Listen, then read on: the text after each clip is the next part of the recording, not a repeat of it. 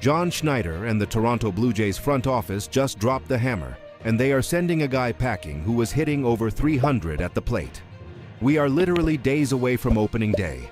The AL East battle is looming large, and the Blue Jays just swung the axe on 4 players, completely reshaping the bench and the minor league depth chart. If you thought the final spots on this 26-man roster were going to be handed out based purely on Grapefruit League batting averages, you are in for a massive reality check today. The latest round of spring training cuts has officially been announced on this March 20th, and the reassignment of Josh Kasevich, RJ Schreck, Yohendrick Pinango, and CJ Stubbs to minor league camp is sending shockwaves through the fan base. Let's immediately address the elephant in the room and take the pulse of the media and the fans, because Twitter, or X, is absolutely on fire right now.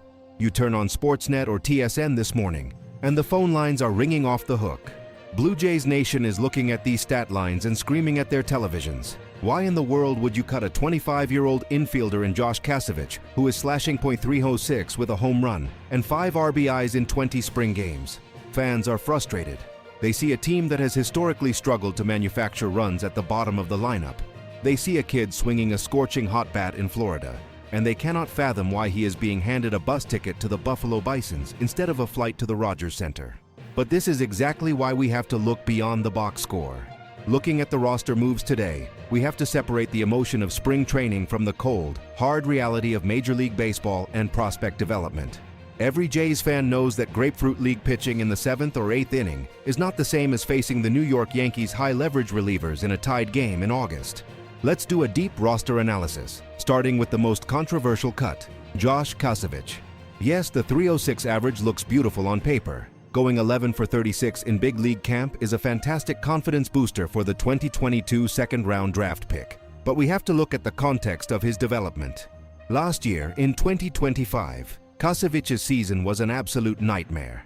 He suffered a severe stress reaction in his lower back during spring training that derailed his entire campaign. He was limited to just 36 minor league games all year, and when he finally did get to AAA Buffalo, he looked completely lost at the plate, slashing a brutal .792 with a .272 on-base percentage and a .184 slugging percentage in 29 games. You do not take a prospect who missed almost an entire year with a back injury, who hit .172 in AAA, and throw him into the meat grinder of the American League East just because he had a few good weeks in March. That is how you ruin a player's confidence permanently. Kasevich needs everyday at-bats. He needs to go down to the Buffalo Bisons, prove that his lower back can handle the grueling schedule of playing shortstop or third base every single day, and he needs to prove he can hit advanced AAA breaking balls. Sitting on the bench in Toronto, getting 1 pinch hit appearance every 4 days would be developmental malpractice by this front office. This cut isn't a punishment. It is a necessary step in his prospect watch journey. Now, let's pivot to the outfielders who were caught in this wave of spring training cuts, starting with RJ Schreck. This is a name that carries a lot of invisible weight in this organization because of how he got here. Schreck was the return piece from the Seattle Mariners in the July 2024 blockbuster trade that sent veteran fan favorite Justin Turner out of town. When you are traded for a beloved veteran, the spotlight is instantly on you. Schreck had a solid 2025 in AAA, slashing .242 with a .392 OBP and a .435 slugging percentage. He showed great plate discipline, but this spring, he completely froze up. Schreck hit a dismal .143, going just 3 for 21 in 13 Grapefruit League games. He looked overmatched by big league velocity inside on the hands. At 25 years old, the clock is ticking for Schreck. The front office gave him a legitimate runway this spring to prove he could be a 4th outfielder on this postseason push roster, and he simply did not produce. He is heading back to Buffalo, and frankly, he is going to have to fight for playing time down there because the minor league outfield depth is getting crowded. Speaking of that crowded outfield, that brings us to 23-year-old Yohendrick Pinango. The Venezuelan prospect got a very long, extended look in big league camp this year. John Schneider wanted to see what the kid was made of.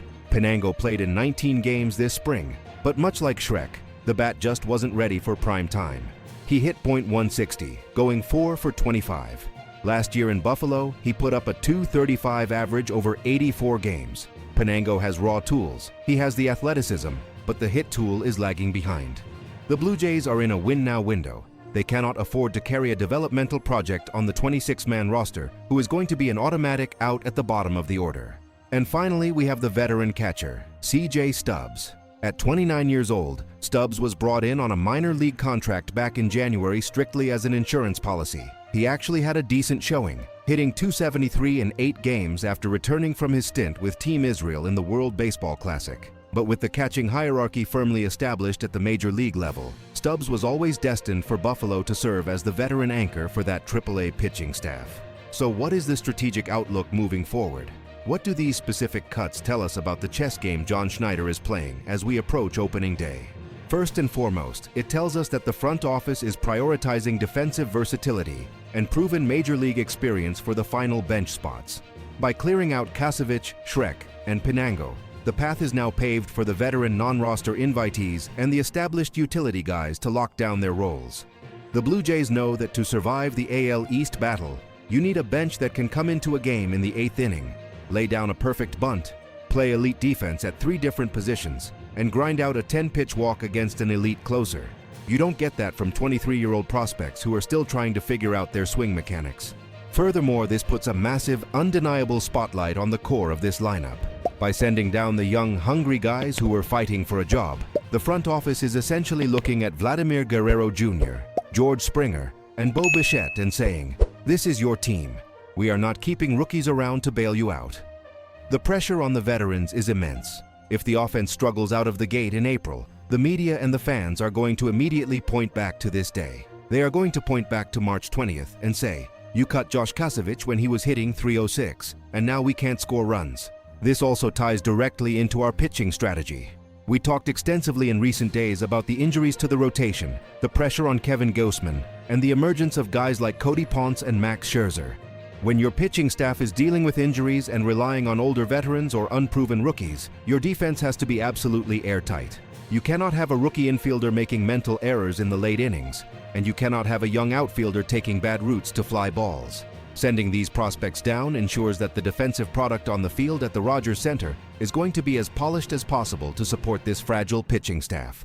In my opinion, this is the harsh, unforgiving reality of building a championship contender. You have to make decisions that look bad on a stat sheet, but make perfect sense in the grand scheme of a 162-game season. The Buffalo Bisons are going to be an absolute powerhouse this year with the sheer amount of talent being funneled down to them. Kasevich is going to get his 500 at-bats. Schreck is going to get the chance to refine his swing. Pinango is going to get the reps he desperately needs. They are the depth, the reinforcements, the cavalry that will be called upon when the inevitable dog days of summer hit and the injury bug bites the big league club again. Here is my final verdict on today's roster moves. The front office made the tough, unpopular, but absolutely correct decision. You do not build a postseason roster based on 20 games in Florida. You build it on track records, health, and strategic fit. Josh Kasevich has a bright future in this organization, but that future does not start next week in Toronto. It starts in Buffalo, proving that his back is fully healed and his bat is ready for the next level. John Schneider is trimming the fat and getting this squad locked in for war. I want to hear from every single one of you in the comments section right now. Are you furious that they cut a guy hitting .306? Or do you agree that Kasevich needs more time in the minors after his injury-plagued 2025? Who do you think grabs those final bench spots now that the outfield and infield depth has been cleared out? Drop your opinions down below. Type, "Go Jays," to let the boys know we are behind them. Make sure you smash that like button and hit subscribe so you never miss a single breaking news update from the most passionate Blue Jays channel on the internet. The season is almost here. Let's get to work.